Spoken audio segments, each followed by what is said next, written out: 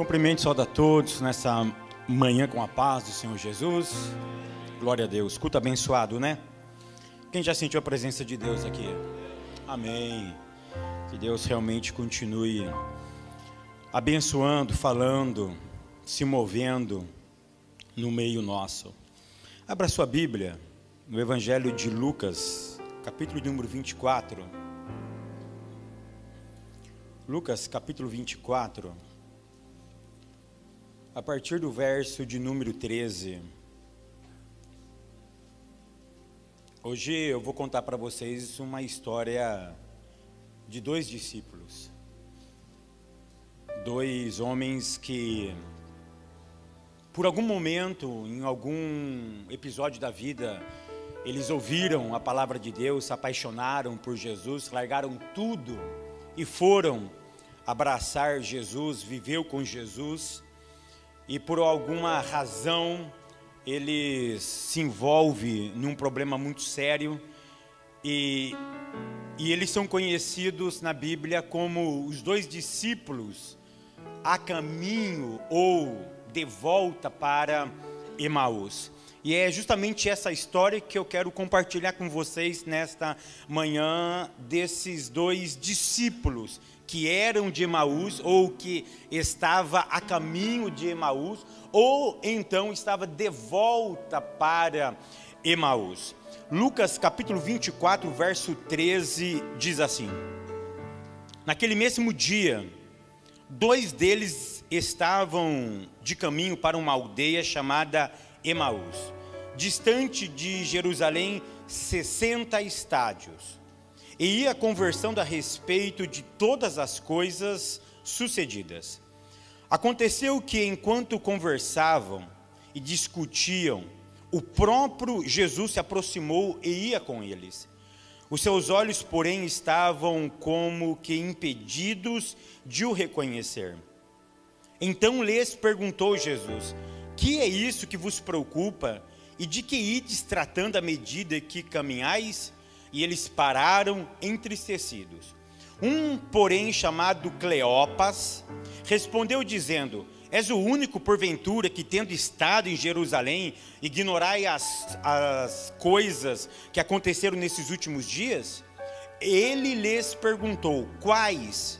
Explicaram: o que aconteceu a Jesus, o Nazareno, que era varão profeta, poderoso em obras, palavras, diante de Deus e do povo, e como os nossos principais sacerdotes, as nossas autoridades, o entregaram para ser condenado à morte e o crucificaram. Ora, nós esperávamos que fosse ele quem havia de redimir a Israel, mas depois de tudo isto, e já é o terceiro dia desde que tais coisas sucederam, é verdade também que algumas mulheres das que estavam conosco nos surpreenderam, indo de madrugada ao túmulo, e não achando o corpo de Jesus, voltaram, dizendo, porém, tido uma visão de anjos, as quais afirmaram que ele vive. De fato, alguns dos nossos foram ao sepulcro e verificaram com exatidão o que as mulheres disseram, mas não ouviram o corpo de Jesus.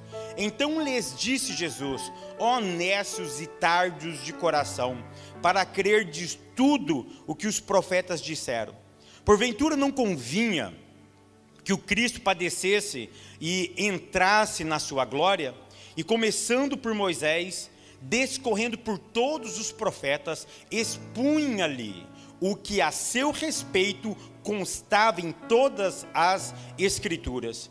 Quando se aproximaram da aldeia para onde ia, fez ele menção de passar adiante. Mas eles o constrangeram, dizendo: fica conosco, já é tarde, o dia já se declina. E entrou para ficar com eles. E aconteceu que, quando estavam à mesa, tomando ele o pão, o abençoou, e tendo partido, lhe deu. Então se abriram os olhos e reconheceram, mas ele desapareceu da presença deles. E disseram um ao outro: porventura não nos ardia o coração quando ele, pelo caminho, nos falava, quando nos expunham as Escrituras? E na mesma hora levantando-se, voltaram para Jerusalém, onde acharam reunidos os 11 e outros com eles, os quais diziam: o Senhor Jesus ressuscitou e já apareceu a Simão. Então os dois contaram o que lhe aconteceram no caminho e como fora por eles reconhecidos no partir do pão. Essa história é uma história longa, eu fiz questão de ler todo o texto, porque conta justamente a história desses dois discípulos. E essa história ela já foi lida, essa história já foi motivo de pintura, essa história já foi motivo de letras de música. Quem não lembra da canção da Mara Lima, Divino Companheiro no Caminho? Essa história, ela já acendeu, ela já ardeu, ela já impactou centenas e centenas de pessoas ao longo da história. Esses dois homens, a Bíblia não fala exatamente quem são, apenas um, por nome de Cleopas, o outro a gente não sabe exatamente quem é. A Bíblia não diz também de onde eles eram. Tudo nos leva a crer que eles eram da cidade de Emaús. Por isso que quando Cristo morre, ao terceiro dia, no domingo pela manhã, ele sai de Jerusalém e volta para Emaús. E tudo isso faz muito sentido. Por quê? Porque eles eram discípulos, eles não eram apóstolos. Eles não foram convocados por Jesus. Jesus teve apenas quantos apóstolos? 12. Eles eram discípulos. Provavelmente eles faziam parte dos 70 discípulos, tá? Que foi enviado de 2 em 2 lá no Evangelho de Lucas capítulo 10, onde eles ficam 30 dias pregando. Deus faz coisas extraordinárias, ou seja, eles tiveram uma experiência com o próprio Senhor Jesus. E eles se apaixonaram por Jesus, eles moraram, provavelmente eles eram de Emaús, e eles vão para Jerusalém. É tão interessante que Emaús ficava de 8 a 11 quilômetros de distância de Jerusalém. Quanto é esse milha? Ninguém sabe. Quanto? Não, é de 11 milha. Ó, era mais ou menos de 8 a 10 quilômetros. Então em milha daria 5, 7, 6, mais ou menos isso daí para quem é americano e para entender. Ou seja, ele andou as 5 milhas. Eles saíram de Emaús e foram a Jerusalém. Por que eles saíram de Emaús? Existem algumas razões para isso. Primeiro, porque Emaús significa fonte de águas termais. Lá em Emaús acreditava que as fontes de águas curavam. Lá no Brasil tem muitas cidades que você se banha dessas águas e essa água cura doença e cura a alma. Existem várias cidades lá no Brasil que têm essa ideia, que a água é produto ou fonte de cura, tanto para o corpo como para a alma. Lá em Emaús acreditava-se nisso também. Então todo mundo ia para Emaús para se banhar. Estava com problema, vamos para Emaús. Estou doente, vou para Emaús. Qualquer problema na alma ou no corpo, eles recorriam a Emaús. Esses homens entenderam diferente. Esses homens entenderam que a fonte da vida, a fonte da cura, não estava na água. Tinha alguém que poderia suprir essa necessidade, e eles entendem que Cristo é esse personagem. Por isso que eles saem de Emaús, eles vão para Jerusalém. Jerusalém significa ausência de nada. Ou seja, em Jerusalém, a palavra shalem significa inteiro, completo. Quem mora em Jerusalém ou está em Jerusalém não tem falta de nada. Por quê? Porque lá mora Jesus. É lá que Jesus está. E aonde ele está, não tem ausência de nada. Ou seja, ele supre todas as nossas necessidades. Eu posso estar doente, eu posso estar com problema, mas ele é muito maior. Por quê? Porque o meu problema é um estado passageiro. Ele não é passageiro, ele é eterno. A Bíblia diz que ele é ontem, hoje e vai ser ou é eternamente. Ele não é um estado, ele é uma pessoa. E é nessa visão, é nessa perspectiva que eles entendem que ele está diante de um ser maior. Então eles andam 5 milhas e vão morar em Jerusalém. E quando chegam lá, eles começam a viver com Jesus, eles começam a abraçar Jesus, eles começam a ouvir Jesus ensinando, e enfim, ele se torna um obreiro da casa do Senhor. Mas numa quinta-feira, tudo iria mudar. Quinta-feira, por volta das 11 horas da noite, sobe um homem chamado Judas, beija Jesus. Meia-noite, Jesus é levado para o Sinédrio. O Sinédrio não vê nenhuma acusação em Jesus. Esse homem é inocente. Faz um plano macabro. Chama algumas testemunhas, pagam para ela. Por volta de 1 às 2 horas da manhã começa o interrogatório de Jesus. Começam a interrogá-lo, começam a questioná-lo. E aí começa, da 1 às 2, começa esse questionamento inverdadeiro, incoerente com ele. E de repente aí começa a jogar ele vai para Caifás, ele vai para Anás, depois leva ele para Herodes. Resumo da ópera: de manhã ele passa a noite inteira, das 2 até as 6, 7 da manhã, ele passa apanhando. Agora o dia já está raiando e a notícia já tinha rolado, a notícia já tinha permeado. Jesus, o Messias, acabou de ser preso. E ele foi acusado do quê? De blasfêmia. Ele foi acusado do quê? De levantar complô contra o reino. Foi acusado do quê? De assumir o trono, ou querer usurpar o trono. Agora ele vai ser rei. Agora ele vai dominar. E é por isso que ele foi condenado a uma pena. Pena do quê? Capital. Agora, meio-dia, vão colocar ele lá no Gólgota. E essa notícia permeia. E todos os discípulos começam a ficar atônicos. Aquela notícia corre. Esses 2 discípulos também ficaram perplexos. Jesus agora ele apanha. Coloca-se uma coroa de espinho na cabeça dele. Ele é levado até o Gólgota. Todo mundo na rua viu ele com aquela coroa de espinho. Antes disso ele já tinha levado chicotada, ele estava todo ensanguentado. E ele coloca aquela coroa, ele coloca aquele peso no ombro, e ele começa a caminhar. Meio-dia, pega os pregos e coloca nele, e levanta ele ao meio-dia. Ele fica lá por 3 horas, e esses discípulos observando, olhando. Eles não estavam acreditando que aquilo que eles acreditavam iria morrer. 3 horas da tarde, Jesus dá aquele brado: Pai, a ti entrego o meu espírito. 5 horas da tarde retira Jesus, porque eu só não podia se pôr, porque já ia entrar no sábado. Os judeus não tocavam em morto no sábado. 5 horas da tarde pega Jesus. José de Arimateia diz: olha, coloca ele no meu túmulo, porque ele não tinha túmulo. E eles colocam então Jesus no túmulo. Agora começa o sábado. Sábado o judeu não podia andar mais do que 1 quilômetro. E no coração desses 2 homens, eles decidiram voltar para casa. Eu vou voltar para o meu lugar de origem. A igreja não foi legal comigo. Os irmãos não foram bacana comigo. O meu pastor está lá crucificado. Eu acabei de ver ele sendo morto. E ele não fez nada. Ele não fez um ato milagroso para ele sair daquela cruz. E eu tenho certeza que eles não dormiram aquela noite. Eles não dormiram. Todos os discípulos estavam reunidos no mesmo lugar. Os 11 discípulos.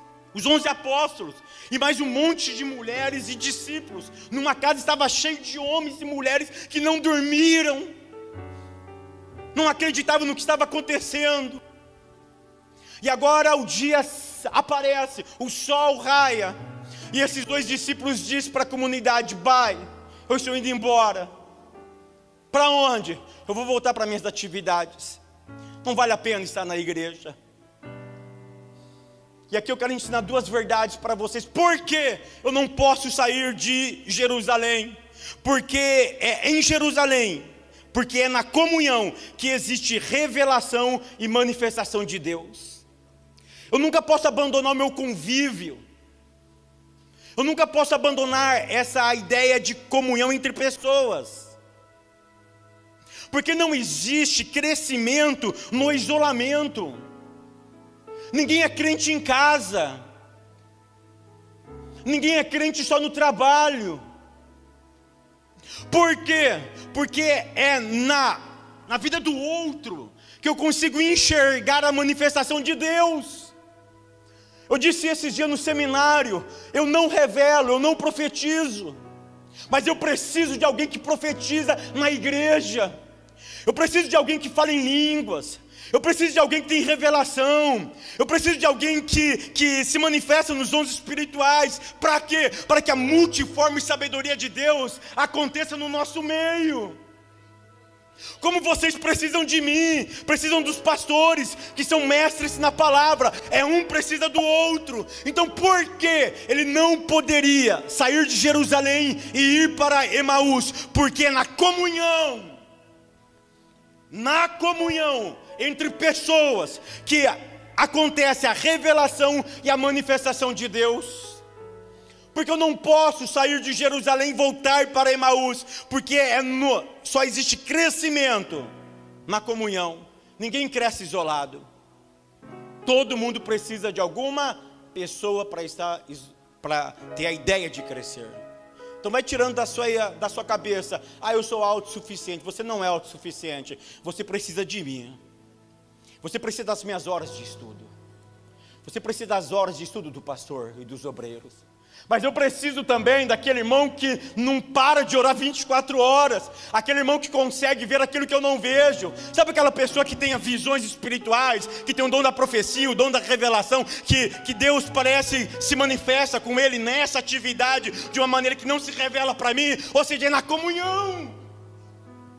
Então eu preciso respeitar. Esses dois homens não respeitaram a ideia da comunhão e do crescimento.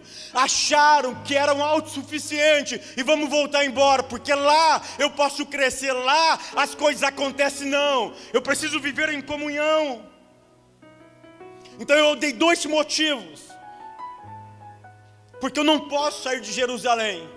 Mas talvez você possa se dizer: Fábio, eu já saí de Jerusalém, como esses 2 discípulos já saíram. Agora eu quero te dar 4 razões, ou 4 coisas que acontecem comigo e com você, quando nós saímos de Jerusalém e vamos para Emaús.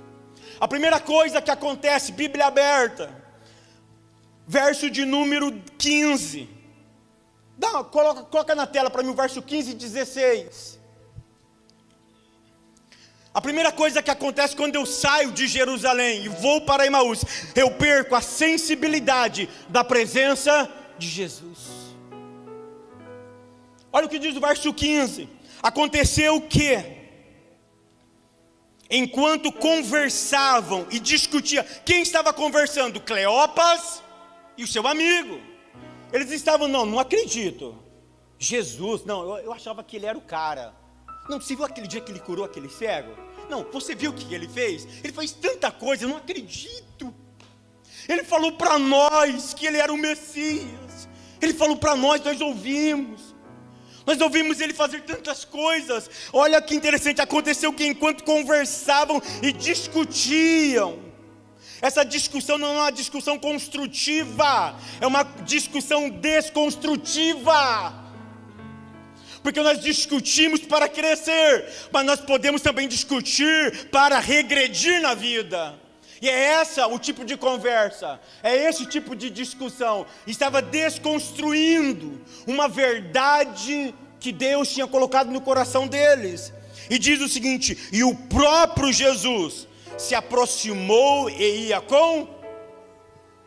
Verso 16: e os seus olhos, porém, estavam como os impedidos de o reconhecer.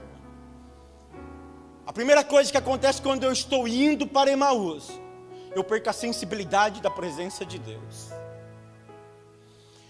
Deixa eu te dizer uma coisa, eu não estou falando de sentir Deus na igreja, porque quem sentiu Deus hoje aqui? Aqui é fácil, o movimento é propício, o movimento, o ambiente, ele é favorável para que você sinta coisas que você em casa não sente. Tem coisas que você sente aqui, mas na rua você não sente. Olha que interessante que Jesus apresentou para eles, estão na igreja, no caminho de volta para Emaús. Perder a consciência faz eu perder toda a essência da minha vida, porque eu só sou aquilo que eu sou, ou eu só me torno aquilo que eu sou, pela consciência da presença dEle. Se eu não tenho essa consciência da presença dEle, eu entendo o seguinte, que Ele não está no governo da minha história.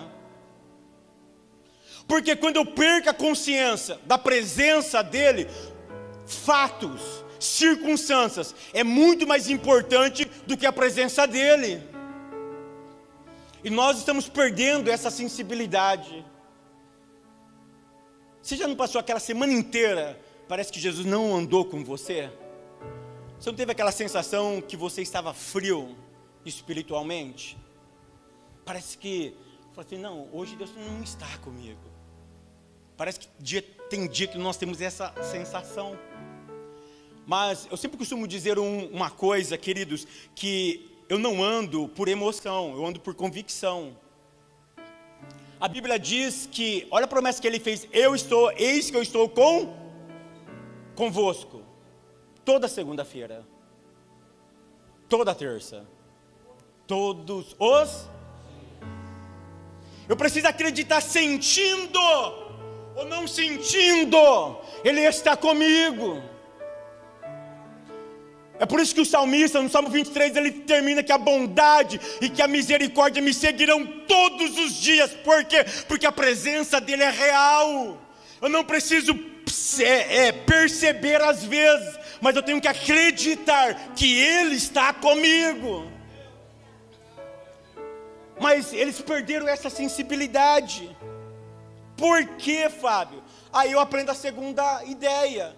O que acontece quando eu estou indo para Emaús? Eu perco a alegria. Verso 17. Olha o que diz o verso 17. Então lhes perguntou Jesus: que palavras são essas que, caminhando, trocais entre vós? E por que estáis tristes? Jesus percebeu que eles estavam... Toda pessoa que sai de Jerusalém e volta para Emaús, ele tem uma vida triste. Não me responde a uma pergunta filosófica. Nós somos tristes, pessoas tristes, tendo momentos alegres, ou somos alegres, tendo momentos tristes? Não me responda, pensa que isso a filosofia já debateu muito tempo. Eles estavam tristes. Mas por quê? Porque eles davam muito mais importância a fatos do que a promessa. Olha o que diz agora o verso 18, eles estavam tristes. O verso 18 diz assim, ó, porém chamado Cleopas diz: espera aí, você está me chamando de triste? Então você é um lunático. Não, você não está em Jerusalém. Olha o que Cleopas fala no verso 18. Porém chamado Cleopas respondeu dizendo: és o único porventura que, estando em Jerusalém, ignorai as ocorrências desses últimos dias? Espera aí, parece que só você. De onde você veio? De onde você é? Você não viu o que aconteceu? Pessoa que está triste, ele olha fatos e nega a promessa. Pessoas quando estão tristes, ele olha fatos e nega a promessa. Aí ele vai relatar. Olha o relato desse homem no verso 19. E ele lhes perguntou. Aí Jesus é fantástico. Sabia que Jesus é irônico? Jesus às vezes é irônico. Sabe que aí Jesus falou assim: quais? Aí o cara ficou uma pilha de raiva. Falou: você está de brincadeira comigo, né? Não, é sacanagem. Não pode ser. Peraí que eu vou te falar. Aí ele falou: como é que faz? Por quê? Presta atenção, quando alguém está ferido, magoado, ele coloca toda a miséria dele para fora. Por isso que o salmista diz: na minha precipitação eu disse, todo homem é mentiroso. Quando você está ferido, você tem a capacidade de colocar todo mundo na mesma panela. Você tem a capacidade de pegar uma coisa que é macro, que é micro, que é específico, e generalizar tudo aquilo. Uma pessoa que não presta na igreja, Aí a pessoa sai falando, você viu aquela igreja? Ninguém presta na igreja? Vocês conseguem entender a ideia? Toca no ferido, que ele desaba. Toca num obreiro, que está dodóizinho, mas estão bem? Ou seja, é tocar no ferido, ele abre a boca. Aí Jesus toca no ferido. Aí Jesus é irônico, no bom sentido, e falou assim, me conta o que está acontecendo. Aí ele vai contar. Olha o que ele disse. E explicaram o que aconteceu a Jesus, o Nazareno. Olha o que ele disse, era varão profeta, poderoso em obras e palavras, diante de Deus e dos homens. Ou seja, eu estou falando de um cara que é o cara. Ele fez coisas que ninguém era capaz de fazer. Ele era um homem sério, um homem íntegro, e operava milagres. Mas teve um problema, qual? Os nossos, verso 20, os nossos sacerdotes, a nossa autoridade, os pastores, o clero da igreja, o entregaram para ser condenado à morte e o crucificaram. Olha, querido, olha o verso 21. Ora, nós esperávamos, olha o verbo nós quem? Eles. Nós esperávamos que ele era o quê? Que ele remisse Israel. Olha que interessante, ele acreditava. Ou seja, a primeira parte do verso estava dizendo quem eles eram. Quem eles eram? Crentes. Quem eles eram? Convictos de uma promessa. No que eles estavam agarrados? Que Jesus era o remidor de Israel. Mas a conjunção mas quebra tudo. Mas parece que foi uma piada. Mas não valeu a pena acreditar. Mas não valeu a pena ser crente. Mas foi uma ilusão aquilo que eu acreditei. Mas não era bem verdade como me contaram. Mas se dar o dízimo realmente não acontece tudo aquilo. Mas se eu for na igreja parece que nada ia me acontecer. Mas a Bíblia não é tão verdade assim. Mas me disseram isso. Mas agora, com tudo isso o quê? Tudo esses fatos, todos esses acontecimentos. Ou seja, eles estavam focando no aqui, estavam esquecendo da promessa. Que ele nunca se baseia em fatos, se baseia na promessa. Toda vez que você se baseia em fatos, a sua fé se frustra. Você perde a sensibilidade, e perdeu a sensibilidade fica triste, e fica triste, fatos é mais importante do que promessa. Aí ele continua o texto, mas já é o terceiro. Não, pega esse mistério. Jesus disse que no terceiro dia ele o quê? Que dia que era? Eles sabiam que era o terceiro dia, mas a tristeza impediu de eles ver aquilo que Deus já estava fazendo. Já era o terceiro dia. Tem coisas que Deus já está fazendo, mas eu não estou percebendo no agir soberano de Deus. Mas já é o terceiro dia que todas essas coisas aconteceram. Promessa é mais importante do que fatos. Promessa é muito mais importante do que acontecimento. Eu fico assustado o crente que anda por noticiário. Fábio, eu não devo ver noticiário? Não disse isso. Eu disse crente que anda por... Eu não posso andar por noticiário, eu tenho que andar por uma promessa. A Bíblia diz que as portas do inferno não prevalecerão contra a... Fato, pronto, acabou a história. A igreja tem um comandante, a igreja tem um cabeça. Se quiser destruir a igreja, tem que destruir a cabeça. E a cabeça é indestrutível. A cabeça nunca vai ser destruída. Mas vai fazer isso com a igreja. Vai taxar a igreja. Vai fechar a igreja, querido. Olha para Israel. Adolfo Hitler matou 6 milhões de judeus.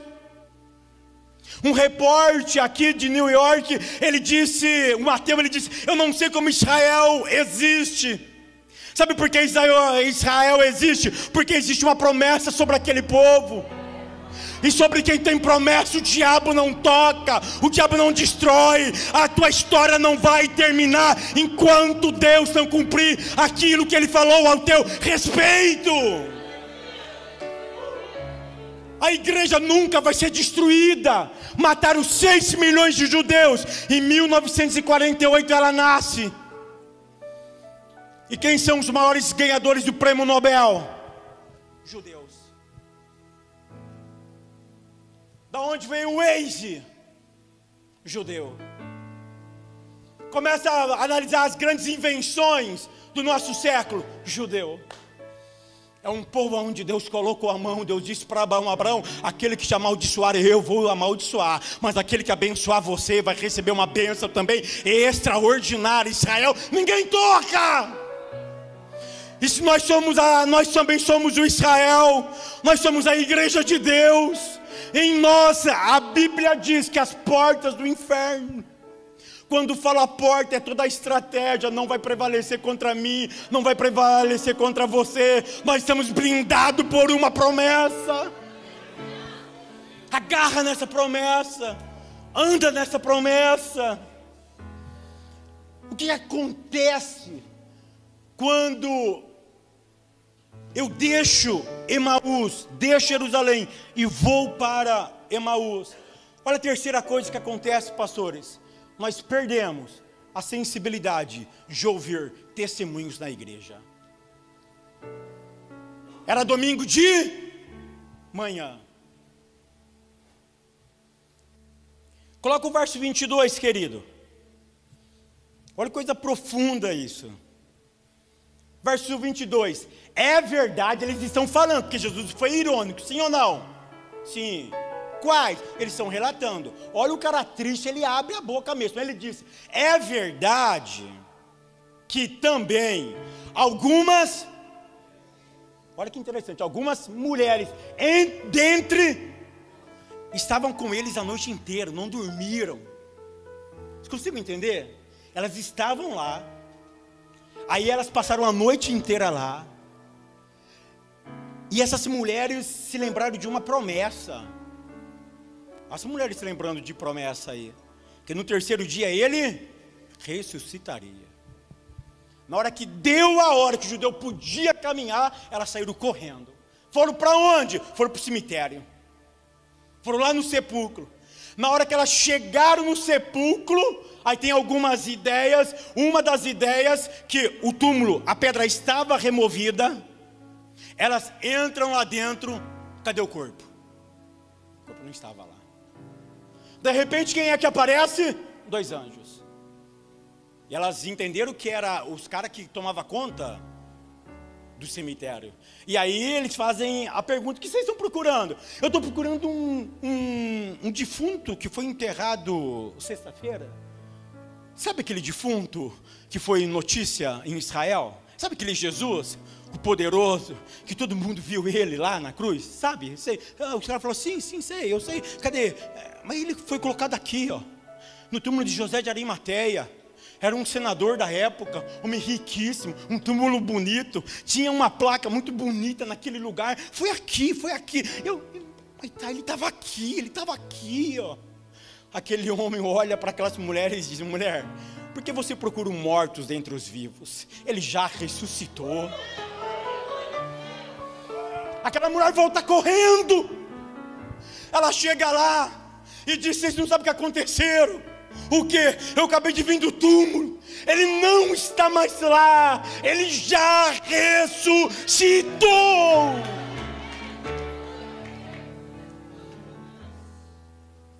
Sabe qual é o problema quando você perde a sensibilidade? Quando você fica triste, você não valoriza o testemunho que o outro irmão conta para você. Eles perderam a sensibilidade de ouvir testemunhos. Por isso que na igreja tem que ter testemunho. A Bíblia fala sobre isso. Porque um tem cânticos espirituais, o outro testemunha, o outro profetiza e o outro prega. Por isso que eu preciso valorizar quem conta testemunho, que são nos testemunhos que eu observo que Deus está a trabalhar. Porque nós temos a ideia máxima, quando alguém vai contar um testemunho, o que a gente fala? É mentira. Nunca menospreze a experiência alheia. Nunca menospreze. Aí você joga a sua teologia fora. Aí você joga um monte de coisa fora. Porque existe um Deus que trabalha para aqueles que nele esperam. Existe um Deus que quando você não tem dinheiro, você coloca $10 no seu tanque, você anda 50, 100, 200 milhas. Você precisa acreditar que existe um Deus que trabalha para aquele que espera. As coisas que o olho não viu, aquilo que nem desceu no nosso coração, são as coisas que Deus preparou para aqueles que amam a Ele. Eu preciso entender isso, que Deus faz o inexplicável. O que ela contou era inédito. Era inédito, porque antes de Jesus, presta atenção, alguém já tinha ressuscitado? Sim. Sim, os profetas no Antigo Testamento ressuscitaram. Elias ressuscitou. Ele vai lá, ele deita no menino. A Bíblia diz que é boca com boca, olho com olho, pé com pé, perna com perna. Era a transmissão de unção. E de repente o menino ressuscita, ele entrega para a mãe. Antes de Jesus, ele ressuscitou quem? Lázaro. Lázaro foi ressuscitado. Mas sabe qual é a diferença? Nunca. Todos ressuscitaram para morrer. Ele ressuscitou para nunca mais morrer. Você consegue entender? Ele ressuscitou para nunca mais morrer. O que ele faz é inédito na minha, na tua, na nossa história. Por isso que eu preciso valorizar os testemunhos. Por isso que eu não posso sair daqui, querido. Por que eu não posso viver isolado em casa? Porque você vai ouvir testemunho de quem? Da panela? Do fogão? Da dishwasher? Olha o inglêsão, rasguei agora, hein? Meu Deus, faltou o R no final, mas tudo bem. Você consegue entender? Você precisa viver em comunhão, porque é na comunhão que Deus se manifesta. Eu fico pensando, esse homem acabou de ouvir ele acabou de ouvir o maior testemunho da história. Ele decidiu voltar. Um perigo quando você está com seu coração petrificado. Olha a outra coisa que acontece quando você sai de Emaús, de Jerusalém, volta para Emaús. Você perde o amor, a paixão, o encanto pela palavra de Deus. Olha o verso 25, coloca o 25 aqui, doutor. E ele, doutor ou doutora, não sei, e ele lhes disse: ó nécios, ó insensatos, a ideia é que vocês não pensam, ó impensantes e tardios de coração, para crer tudo o que os profetas disseram. Continua o próximo verso, 26. Olha o que Jesus fez. Porventura não convinha que o Cristo padecesse e a essas coisas entrasse na sua glória? Verso 27. Olha o que Jesus começou agora. E começando por... Aonde Jesus foi? Jesus foi lá em Gênesis. Nós aprendemos isso em teologia. Moisés escreveu 5 livros da Bíblia. Olha que coisa linda. E começando por... E por todos os... O que Jesus fazia? Explicava. Olha que interessante. Jesus estava explicando a Bíblia.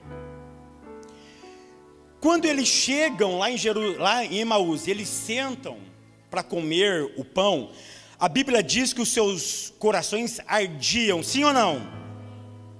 Sim, a Bíblia diz que o coração deles ardia, mas é tão interessante, olha o que diz o verso de número...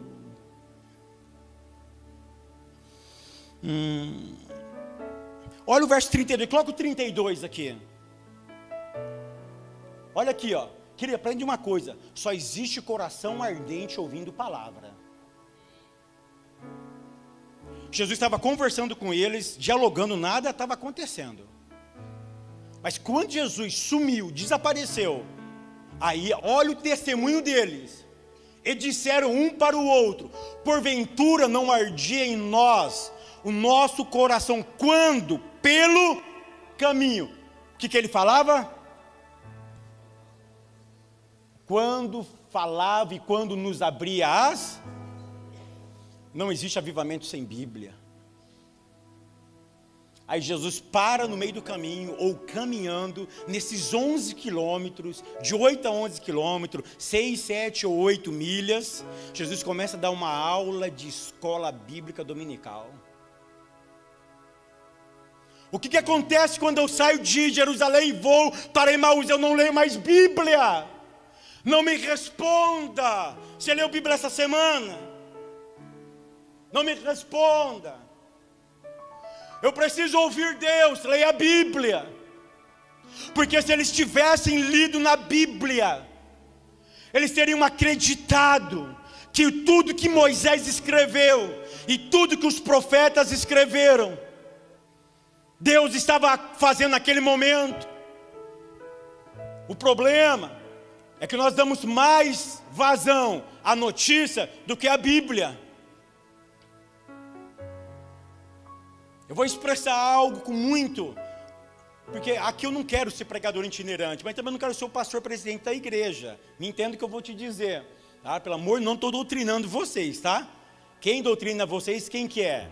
É o pastor Hélio, pelo amor de Deus. Mas eu preciso falar isso.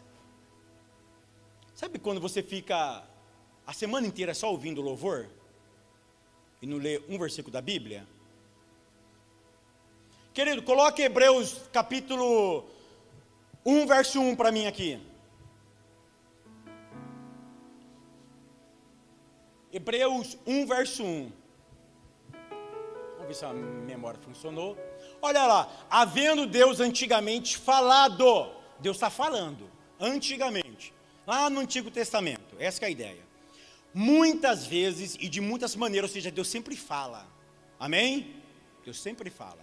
Ele continua, aos pais pelos profetas, e a nós, nesses últimos dias, ele falou através de quem? Do Filho. Agora coloca para mim João 1, verso 1. Então Deus hoje, ele fala através do seu Filho. Tá? João 1, verso 1.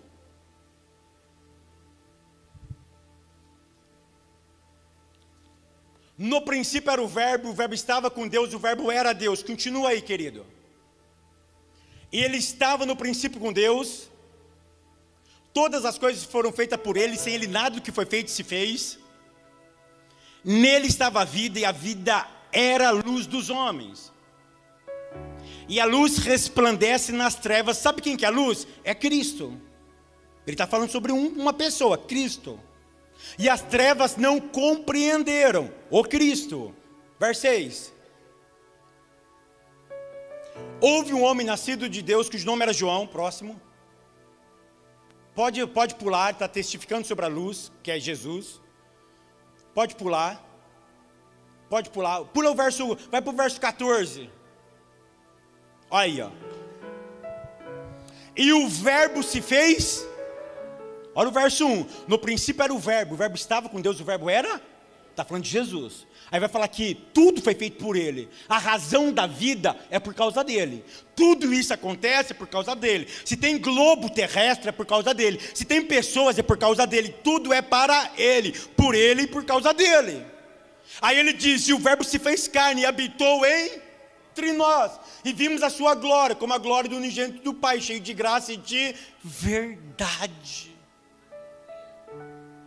Se eu quero conhecer a Deus, se eu quero ouvir a Deus, eu preciso ler Bíblia. Com todo respeito à quantidade de hinos que você ouve, com todo respeito à playlist que você tem no Spotify, no YouTube, na onde mais? Sei lá, as plataformas que tem aí. Querido, se você não lê Bíblia, o diabo te pega. O diabo está pegando vocês. O diabo está nos pegando. John Piper vai dizer que quem não lê Bíblia é como um neném que está num carrinho e o diabo está só aqui, ó. Quando você quer pôr um neném para dormir, o que você faz? Hã? Você só nina ele aqui, ó. Você só balança aqui, ó. Tem crente que não está lendo Bíblia e o diabo está só aqui nele, ó. Ó, ó, ó. Mas Deus está comigo. Quem me viu na prova e não me ajudou. Aí coloca aqueles hinos lá, de Jó. Coloca o hino de Jó, da Ilane, não sei das quantas lá. Aí coloca aqueles hinos. Porque tem hino que já é criado para abençoar você, sim ou não? Hoje eu estou meio tristão. Quando eu estou meio tristão, eu coloco uns hinos lá em casa, no meu trabalho. Quando eu estou meio assim, para baixo não, mas quando eu quero ver um negócio diferente, né? Para animar o esqueleto aqui, Cássia. Aí eu coloco os sonhos de Deus. Não conte seus sonhos para quem não... Olha lá, já até cantaram ali atrás. E não sei do que. É legal o hino. É bacana, tá? E vai falando. Mas eu não li Bíblia. A fé vem pelo ouvir e ouvir pela... Eu não ouvi. A fé vem pelo ouvir e ouvir a... Leia a Bíblia. Estude a Bíblia. Leia ela. Um dia perguntaram para Salomão, por que Bíblia? Por que ler Bíblia? Aí Salomão poetizou e falou, sabe por quê? Por uma razão. Porque quando eu leio a Bíblia, olha que interessante, quando eu acordo, quando eu ando, ela me guia. Quando eu durmo, ela me protege. Mas quando eu levanto, ela fala comigo. Como que Deus vai te proteger? Como que Deus vai te guiar? E como Deus vai falar com você se você não lê Bíblia? O teu coração não está infectado pela palavra de Deus. É ela que te guia, é ela que te orienta. É ela que é capaz de mudar a tua história. Ela já mudou milhares e milhares de pessoas. Ela continua mudando. E enquanto Ele não voltar, ela vai continuar mudando história de pessoas. Porque ela sempre foi e será a única palavra de Deus. Ela não erra. Ela não conta história. Ela norteia. Ela disciplina. Mas ela também consola, ela ampara, ela te abraça, ela diz que é possível. Depois de Jesus ter pregado, eles sentaram na casa e disse, Jesus, fica aqui comigo. Por isso que tem aquela música, divino companheiro do... Só eu que sei, né? Papai, estou velho mesmo, né? Estou velho mesmo. Aí sentaram, Senhor, fica aqui comigo, fica mais um pouquinho, não vai embora não. Aí na hora que ele abre o pão assim, os olhos dele se abrem. Aí eles disseram o quê? Enquanto ele pregava a palavra, o meu coração ardia. Querido, é impossível alguém com um coração ardente ficar ainda em Emaús. A mensagem dessa manhã é simples, clara e objetiva. Não importa onde você está, Ele sempre estará contigo. Não para te apoiar no seu erro, mas para tentar trazer você de volta. Porque tem hora que a gente erra, mas Ele não está lá para te apoiar. Ele está lá para te dizer, rapaz, levanta. É hora de voltar. Você nem deveria estar aqui, mas já que chegou, é hora de voltar. Se coloca de pé. Oh, queridos, eu quero fazer uma pergunta. Não precisa vir aqui na frente. Eu vou fazer uma pergunta, você vai apenas levantar sua mão. Quem recebeu essa palavra? Muita gente. Deixa eu fazer uma pergunta mais específica. Não quem assim, achou a palavra interessante, teologicamente, mas com quem se identificou com esses dois discípulos? Que em algum momento da sua história você estava retrocedendo para Emaús. Levanta a sua mão. É para vocês que eu quero orar. Claro, para toda a igreja. Mas coloca a mão no seu coração. Aprenda uma coisa. A Bíblia diz que a oração feita por um justo pode muito em seus. Eu não vou gritar. Eu não vou modificar minha voz, mas acredita em uma coisa, que Deus está lá no céu olhando a tua oração. Mas aquele mesmo Deus que está no céu, a Bíblia diz que Ele habita no nosso, e Ele pode hoje fazer com que você volte para Jerusalém. E lá em Jerusalém, você vai contar as benefícios que Deus fez quando você estava indo para Emaús. Oremos ao Senhor.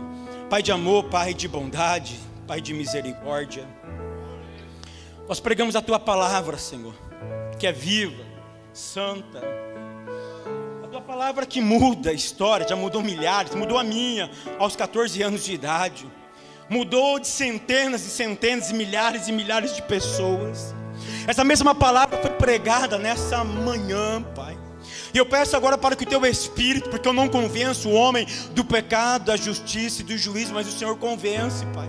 Eu não sei exatamente o que está acontecendo com ele, com ela, mas uma coisa eu peço, Pai: reaviva a fé desse meu irmão.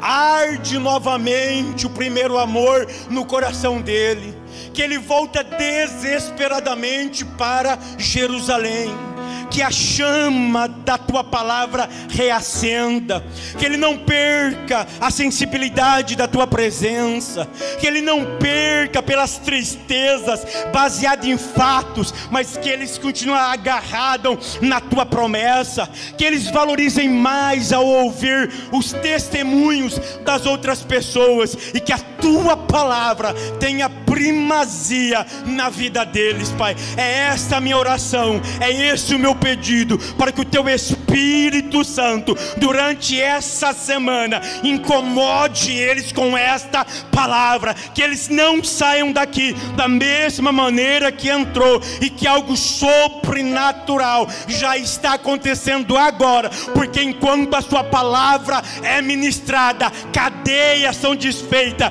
grilhões são quebrados, portas são abertas, e o milagre está acontecendo nesse exato momento, porque a Tua palavra não volta enquanto o Senhor não faz aquilo que lhe apraz. Muito obrigado pela Tua presença e pela Tua manifestação, em nome de Jesus, amém. Aplauda ao Senhor.